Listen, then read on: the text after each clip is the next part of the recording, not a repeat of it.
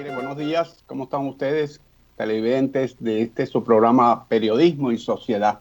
Muy buenos días, bienvenidos a este espacio horizontal donde tratamos temas diarios con el fin de nutrir información para que ustedes se hagan de una opinión propia, realista. Buenos días, don Licho. ¿Cómo está usted? Buenos días, don Isidro. Buenos días a todo el país.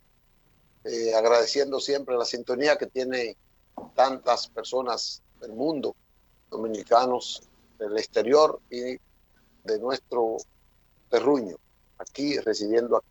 Gracias a Dios que estamos con ustedes de nuevo en otra importante presentación de esta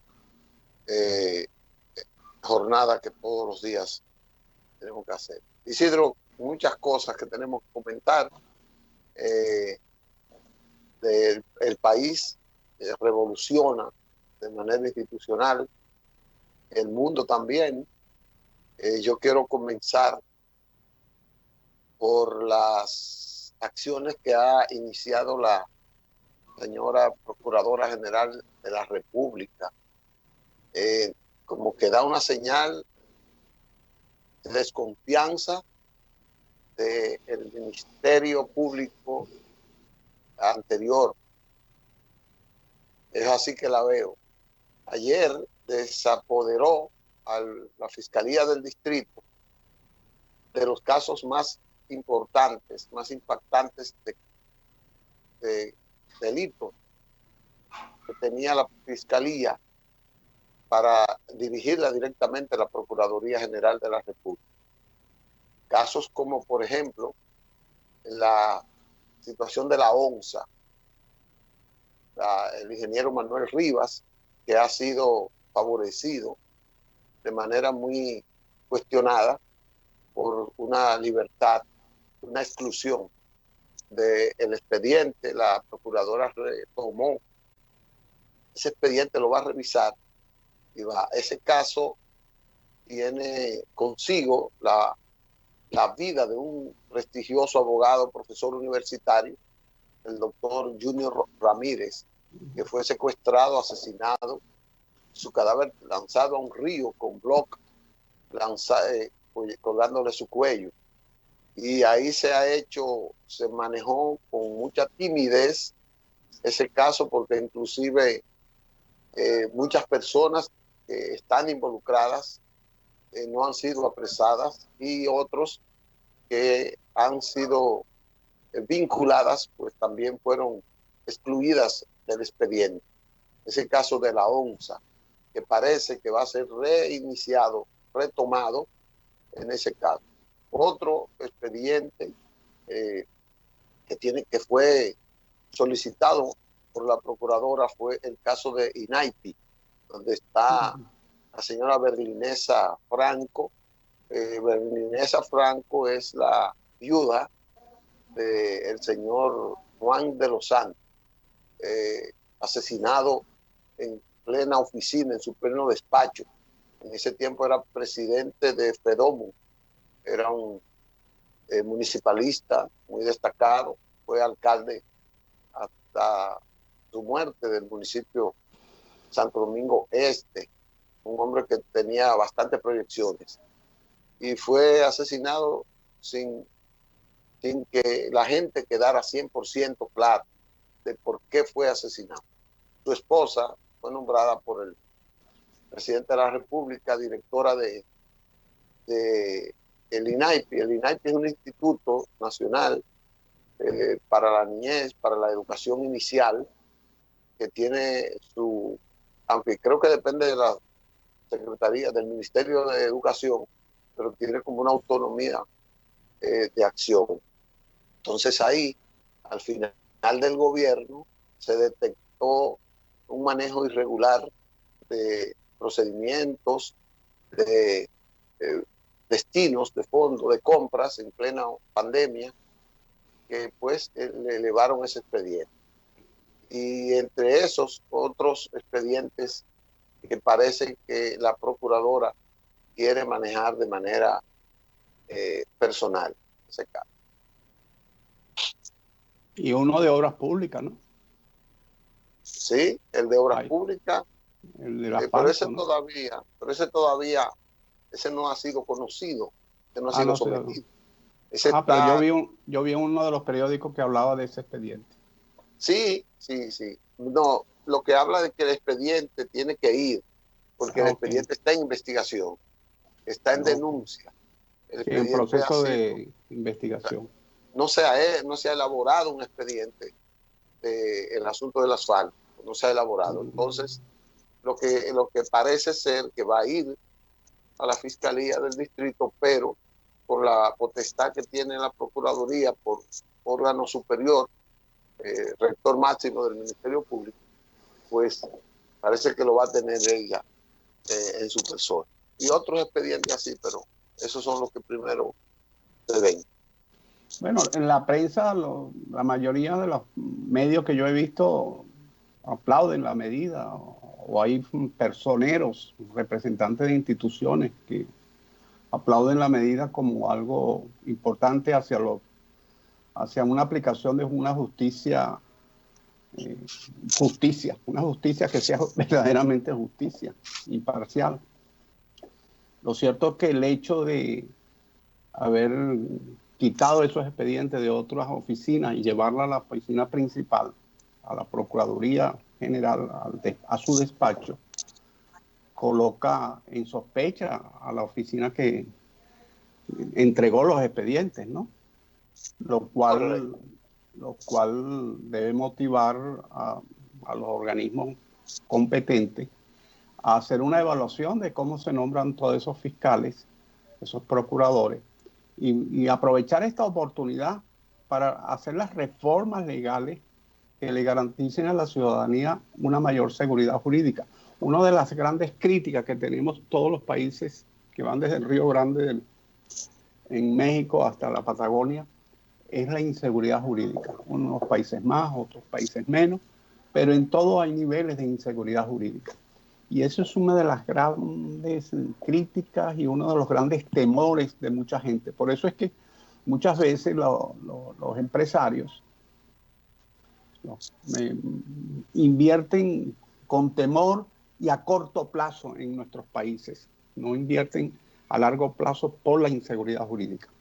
Y esos pasos que se están dando deben estar acompañados con una visión de reformar realmente el sistema de justicia, hacer una gran convocatoria, así como se está hablando de convocar para combatir la pandemia, hacer una gran convocatoria de la sociedad, pero de la sociedad toda, no de sectores interesados, y promover una reforma de la justicia que le dé garantías al ciudadano y le dé garantías al inversionista extranjero.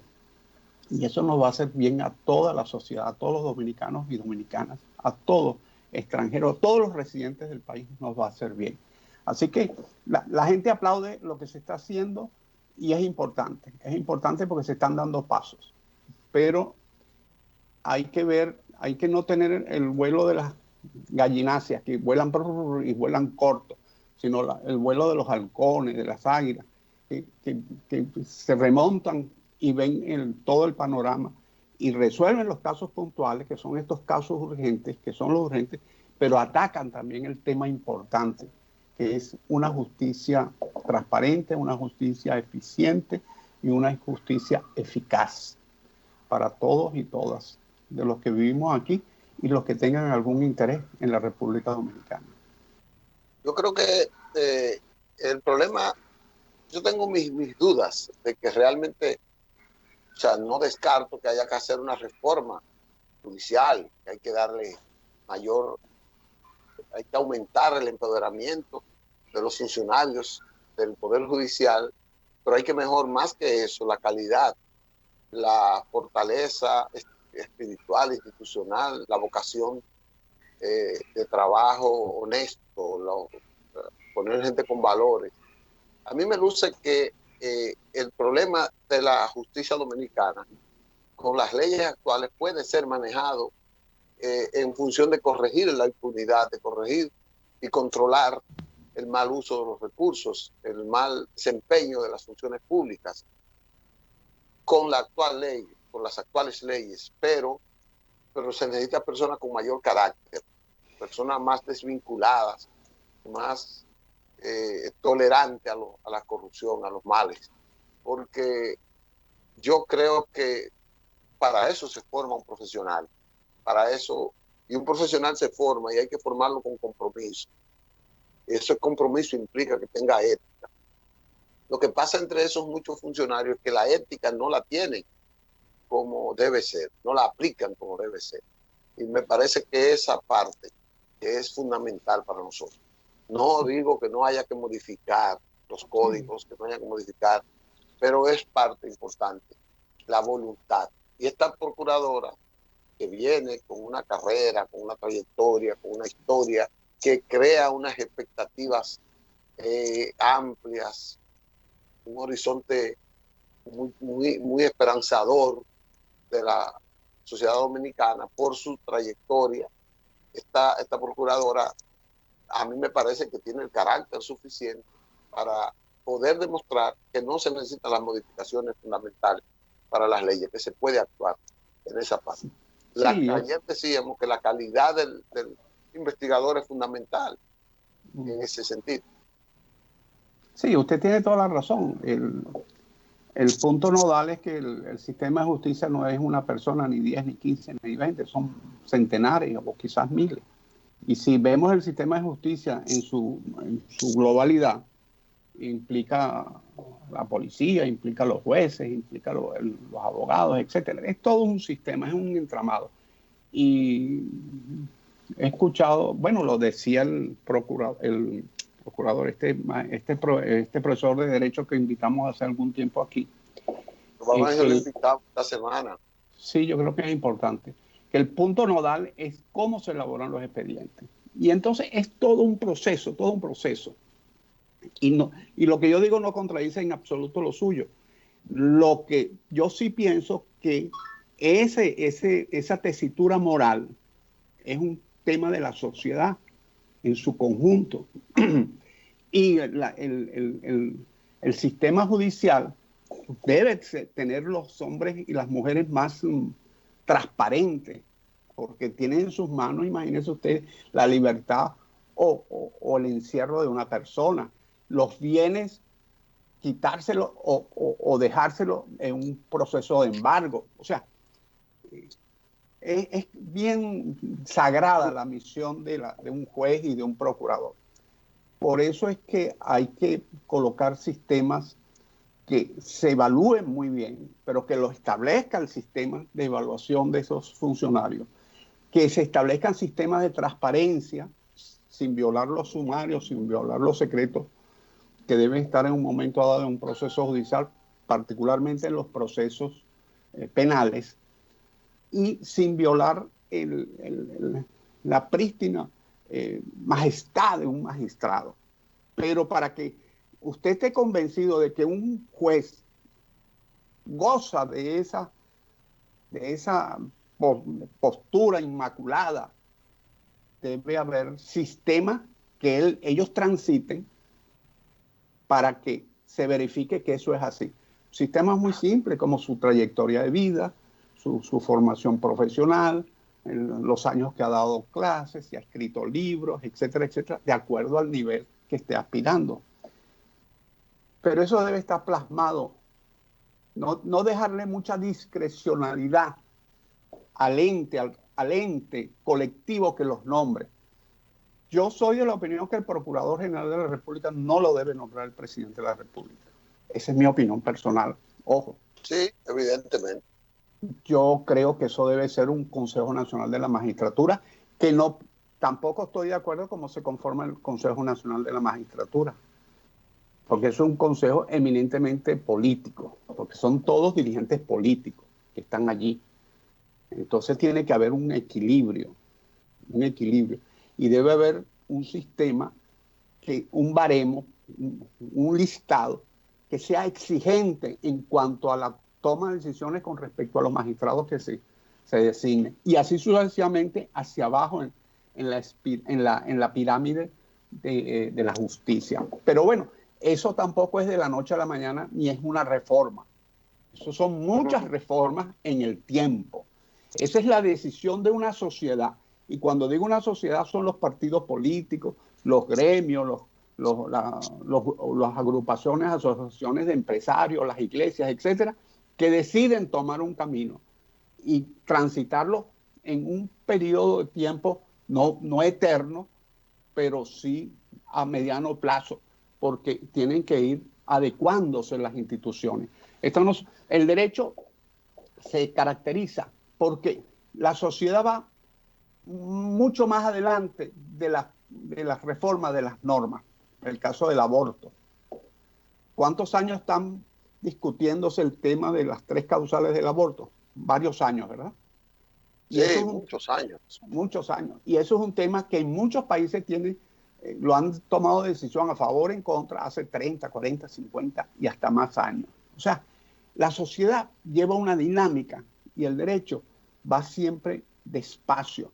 Pero es normal que el derecho vaya despacio porque, como dije antes, el derecho le está dando la potestad a un grupo de ciudadanos que son procuradores, que son jueces, etcétera, de tener a una persona encerrada o tenerla en libertad, que disfrute de su patrimonio o que se lo embarguen.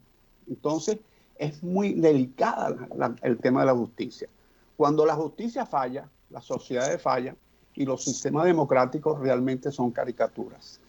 Seguro, y no hay fuerza, no tienes estabilidad, porque no tienes seguridad. El sistema judicial es básico. Hasta el desarrollo económico está cimentado en la institucionalidad, en la fortaleza de la institucionalidad, y la fortaleza de la institucionalidad la da precisamente el carácter de quienes ejercen las funciones públicas en el área judicial. Pienso que vamos ahí, vamos a esperar ese cambio. Yo creo que en este periodo, en este proceso, se va a producir ese cambio.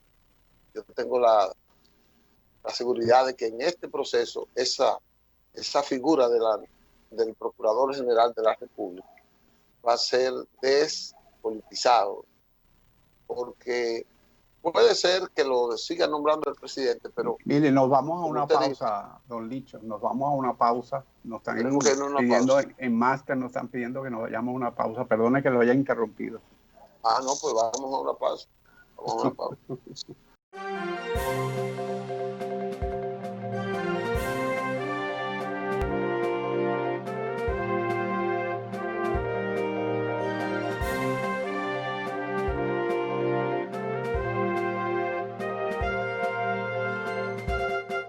Bueno, regresamos, Isidro, con el programa y teníamos, usted me cortó por órdenes de él.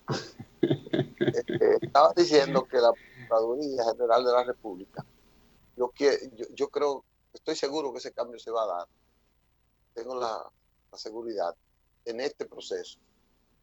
El PRM tiene ese compromiso, que no es de ahora, es un compromiso de viejo. Es un compromiso, si se quiere, del doctor José Francisco Peña Gómez. Compromiso de despolitizar las acciones. Mire, el doctor Peña Gómez, voy a hacer esto, fue el que ideó el que los partidos políticos, para desprenderlo de la dádiva de los empresarios, fueran beneficiados con un porcentaje del presupuesto de la nación, para darle mayor independencia a su accionar. Pero lo que quiero decir es, usted ha dicho claro, un consejo que se puede hacer por ley, por decreto, por la vía que pueda hacer. No necesariamente hay que modificar la Constitución. Que estén los organismos de la sociedad civil, el colegio de abogados, que estén las iglesias, que estén las universidades, que estén algunas de las instituciones que tienen que ver con la justicia, con el derecho, que no esté el Poder Judicial involucrado, que no, pero usted puede formar un organismo de 5 miembros que representen esos intereses, qué sé yo, de, de- de lucha por eh, la higienización, la transparencia en el Estado. Entonces, ese grupo puede escoger funcionarios, presentárselo al presidente. El presidente, una terna, evidentemente, no digo que sea uno, pero se le presenta una terna, como se hacen con otros organismos, y el presidente designar dentro de esa terna a quien él considere que puede representar mejor su pensamiento también. Claro. Así lo Sí, veo. sí, así es. Y hay que establecer las reglas, lo que se llama un baremo, un listado, un checklist que, que refleje las condiciones académicas, intelectuales, su hoja de vida, etcétera. Pues son 8 o 9 y cada uno tiene una puntuación. Y todo aquel que tenga más de 95, 98 puntos entra a una segunda fase del concurso. Hay muchos métodos, las sociedades tienen muchos métodos, pero lo cierto es que hay que hacer cambios, pero el primer paso es eso, demostrar que la justicia puede ser justicia y que la justicia, aunque la adelanten unos pocos, en un mundo enmarañado, en un mundo desordenado, pero hay un grupo pequeño que le está empujando el carro de la justicia. Lo está haciendo y eso es lo importante. Yo creo que estamos dando un buen paso de avance en la sociedad, más allá de los partidos, la política, etcétera, en la sociedad, porque la gente tiene que entender que si hace algo malo, puede caer preso. Tiene que pagar, debe, Que no debe solamente meten preso al que se roba una piña, es la frase común. Si se robó una piña y le metieron 10 años. El otro se robó 100 millones de pesos y anda con una jipeta por la calle tranquilo. Y eso va generando un resentimiento social que a la larga, eh, lo paga la sociedad. Porque ese señor que está dolido con la sociedad en su actuación, deja el grifo abierto porque se pierde el agua, eh, tira papeles en la calle. Muchas veces esas conductas son conductas de rebeldía, porque es una forma de decirle a la sociedad que no está de acuerdo con ese sistema. Y a la larga, eso, si hay miles y miles y miles de personas en esa misma conducta, yo no digo que los que tiran basura todos tengan esa condición, pero hay muchos, muchos porque es un sentimiento. ¿Qué es un sentimiento? Los sentimientos son o euforia, de alegría o de ira. Y entonces esos sentimientos se van acumulando allí porque no lo pueden expresar de una forma eh, que bote la energía hacia el exterior. Entonces lo van manifestando de esa forma. Entonces el punto es ese, que hay que... La justicia es fundamental, es importante para la sociedad. Y hay que correcto, buscar formas para que la justicia sea aceptada por toda la sociedad. correcto. Mire, don Isidro, quiero en el medio del programa expresar mi lamento por el fallecimiento de la señora Luchi Peña. Luchi Peña es la hija mayor del doctor José Francisco Peña Gómez. Fue la esposa de Miguel Vázquez. Es la madre de dos o tres importantes nietos de Peña. Entre ellos está este Miguel, estuvo a punto de ser diputado, y de Indira. Entonces yo quiero llevar las condolencias a esa.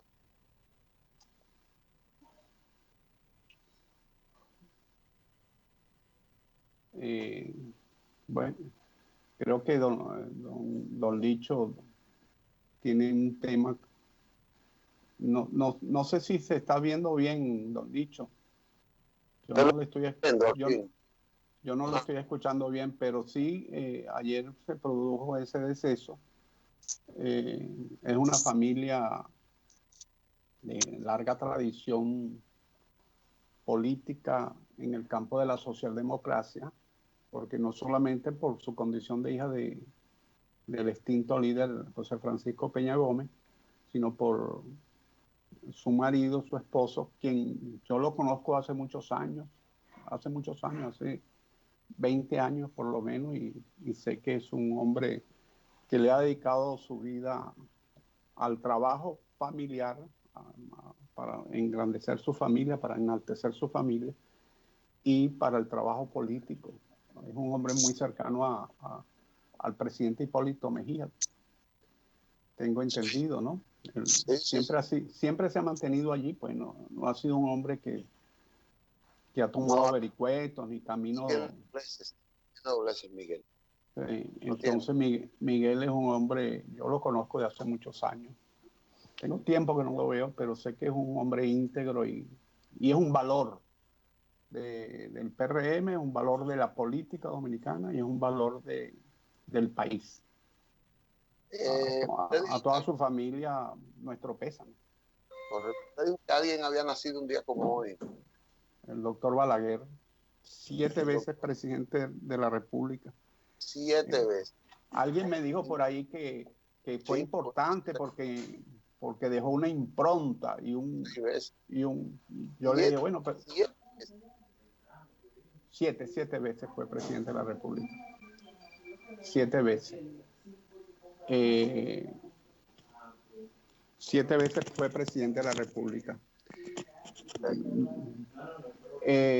Alguien me dijo que había sido importante porque marcó una forma de ser que indicaba la diferencia con respecto a, o sea, en el sentido de que en sentido autoritario marcaba la diferencia con respecto a la importancia de la democracia. Y yo le decía que para marcar una diferencia no había que estar 22 años gobernando, ¿no? Que con 2 o 3 años y hasta 4, pues un periodo constitucional era suficiente. Pero bueno, Seguro, seguro. pero Balaguer, aparte de eso, dejó una obra literaria importante y, y es una referencia histórica en la República Dominicana. La historia, Seguro. todo, la historia tiene los personajes de la historia tienen sus cosas buenas y sus cosas malas. Hasta Balaguer, hasta Trujillo, algo bueno debe tener. Algo bueno habrá hecho Trujillo por allí. Que cuando tú colocas en la balanza, bueno, por supuesto lo nefasto pesa mucho más que lo beneficioso. Pero tiene el beneficio de lo que usted acaba de decir, de decir no podemos volver a transitar esos caminos. Bueno, Beneficio está yo creo allí. que el doctor Balaguer fue un punto de partida importante. Jugó un rol para mucha gente, quizás para la mayoría. No fue un hombre que le agrade, pero es evidente que la historia de la democracia estuvo en él un objetivo. Él tenía una visión, los demás tienen otra visión, y él, su visión provocó un choque, provocó y provocaba una lucha permanente para provocar el cambio de lo que él postulaba y de lo que postulaba la oposición. Entonces, él, yo creo que fue un referente, y yo no estoy diciendo que sea positivo o negativo, no lo Sí, estoy sí, no. criticando, pero fue un referente. Sin él, quizás no hubiésemos tenido que luchar para instaurar valores de la democracia que hoy estamos disfrutando. Entonces, las sociedades tienen procesos históricos. La historia misma es un proceso. Y en cada momento, pues, alguien tendrá que protagonizar ese proceso. Eh, para sus seguidores, se sienten bien, y que haya sido 27 veces presidente indica que él fue, por la manera que lo haya sido, un hombre muy influyente en el proceso que le tocó vivir. Muy influyente. Fíjese que Balaguer vivió la plena etapa de la Guerra Fría, ¿no? De los años 60, 70, 80, de esa rivalidad entre los Estados Unidos y la Unión Soviética. Y el Caribe era muy importante después de la crisis de los cohetes de Cuba. República Dominicana la isla de la Española en general y la República Dominicana en particular se transformó en el eje del Caribe. O sea, la posición cimera más importante en el Caribe para los Estados Unidos era esta isla, compartida con estos dos estados, Haití y la República Dominicana. Fíjense que, por ejemplo, el presidente Ronald Reagan lo recibió a Balaguer. Sí. Lo recibió Reagan. Estoy buscando aquí y dice, Reagan se refirió de Balaguer de la siguiente forma: el presidente Balaguer ha sido una fuerza impulsora en todo el desarrollo democrático de su país. En 1966 llevó el retorno de la democracia a la República Dominicana después de años de incertidumbre política y agitación. En efecto, él es, en muchos sentidos, el padre de la democracia dominicana. Y Jimmy Carter, que no podemos decir que Reagan y Jimmy Carter comparten la misma forma de pensar, ¿verdad? Son dos cosas distintas. Inclusive, Jimmy Carter es quizás la expresión más acabada de lo que llaman los liberales norteamericanos, la izquierda norteamericana. Por lo menos la más acabada que llegó al poder, ¿verdad? Yo creo que ha sido el que más ha estimulado la integración racial en Estados Unidos. Sí. Jimmy Carter lo felicitó diciendo: el presidente Balaguer ha sido un ejemplo para todos los líderes de esta nación y su gente, que lejos de un gobierno totalitario lleva al país cada vez más a la democracia. Es más moderado en el comentario, pero porque habla de un camino hacia la democracia, en un tránsito. No dice que es el padre de la democracia, como dice Ronald Reagan. No. Pero ahí lo que usted ve es que Balaguer trascendió a las fronteras de la isla y se hizo un personaje internacional. Yo recuerdo, hay un libro de Peña Gómez que habla sobre la llegada del doctor de Guzmán al poder. Ese hecho que hubo, esos días que hubo en la Junta Central Electoral, etcétera, que participó Carter, que participó Mitterrand, que participó Carlos Andrés Pérez. Y Omar Torrijos, etcétera. Y hay un pasaje que al parecer ser, según narra el doctor Peña Gómez, que Carlos Andrés Pérez llamó a Balaguer y Balaguer no lo atendió. Balaguer no lo atendió. Es verdad, pues verdad. Sí, y entonces, después que se forma todo ese ruido internacional, lo vuelve a llamar. Y Carlos Andrés Pérez le reclamó. Le dijo: no, es que eso es un teniente que no sabe, muy bruto, un teniente. Le echó la culpa al pobre teniente. Siempre la rompe por lo más delgado de la cuerda. El embajador de Estados Unidos fue a la puerta de su casa, y tampoco lo recibió. Después argumentó que no le dijeron que él estaba ahí. Aquí hay otra nota que dice: George Bush. Pero Balaguer fue declarado padre de la democracia dominicana por el Congreso Nacional, él estando en la oposición. O sea, ¿sí? que los que lo adversaron motivaron esa declaración del Congreso. No sabía eso. Aquí hay otra nota que dice: George Bush le preguntó: ¿tiene usted que ser tan represivo en sus métodos de lucha contra la oposición? George Bush, un republicano, el padre, que fue director de la CIA, ¿eh? A lo que Balaguer le respondió: yo no le digo cómo gobernar su país, no me diga cómo gobernar el mío. Así que ya tú sabes. Eso que Bush se lo dijo cuando ya la represión había mermado de parte del gobierno. O sea, fue en la segunda etapa. En los 10 años. Como en los 10 años cuando Bush le dijo eso. Pero entonces, en el tiempo de los 70, en los 70 gobernó Gerald Ford, Richard Nixon, y Carlos Andrés, y Jimmy Carter. Sí. Fueron presidentes de la década del 70, donde Balaguer fue más sangriento, su gobierno más represivo. Más represivo. Él vivió la época de la Guerra Fría y pareciera que él asumió de principio a fin en los primeros 12 años con el mismo librito. La represión, represión y represión. Que eso es lo que utilizaba. Estados Unidos patrocinaban las dictaduras. En Venezuela se dio un caso de que se dio la democracia en el año 58, tras la caída de Pérez Jiménez. En el 59 vino el gobierno de Acción Democrática, pero Acción Democrática era un partido, Rómulo Betancourt fundamentalmente, visceralmente anticomunista.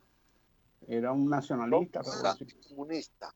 Sí, anticomunista, a pesar de, o quizás porque él tuvo una cercanía con los comunistas en Costa Rica en la época del exilio, pero Rómulo era fundamentalmente anticomunista. Rómulo llegó un momento a no pronunciar más la palabra Fidel Castro. Y cuando él hablaba de Fidel Castro, se refería como el Idi Amin del Caribe. El Idi Amin del Caribe. Es una exageración. No sé. Recuérdese no que ahí Idi Amin, aquí nos vendieron que Idi Amin freía un muchachito todos los días. Bueno, eso dicen, pero las matanzas que hubo en la cabaña no se justifican históricamente. Sí, pero y lo que jamás con Idi Amin, jamás. Eran totalmente distintos. Bueno, no vamos a discutir eso. Lo cierto es que el doctor Balaguer vivió una época donde las dictaduras pululaban por América Latina con el apoyo de los Estados Unidos y era el tema de la Guerra Fría. Eran pocas las democracias. Yo recuerdo que Venezuela quedó prácticamente aislada, tenía 2 o 3, porque Rómulo Betancourt tenía la tesis, la doctrina Betancourt era: si usted no tenía democracia, él rompía relaciones con ese país. Y rompió con casi todos los países de América Latina. Eso es con respecto a Hispanoamérica, ¿verdad? No con respecto al África o algo de eso. Y quedó aislado prácticamente, tenía relaciones con Colombia y no sé con quién más. Con 2 o 3 países tenía.